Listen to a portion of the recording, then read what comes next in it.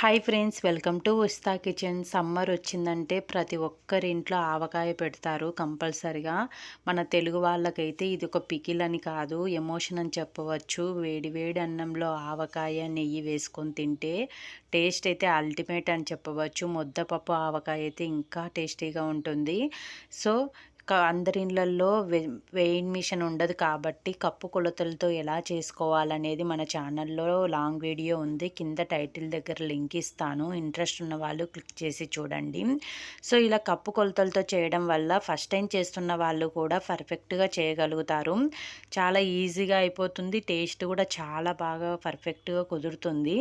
So వేడి వేడి అన్నంలో ఇలా కలుపుకొని తింటే టేస్ట్ అయితే చాలా బాగుంది. తప్పకుండా మీరు కూడా ట్రై చేసి ఎలా వచ్చిందనేది కామెంట్ రూపంలో తెలియచేయండి. సో మీకు ఈ వీడియో నచ్చినట్టయితే లైక్ చేసి ఇలాంటి మంచి మంచి వీడియోల కోసం మన ఉస్తా కిచెన్ ఛానల్ని సబ్స్క్రైబ్ చేసుకోండి ఫ్రెండ్స్.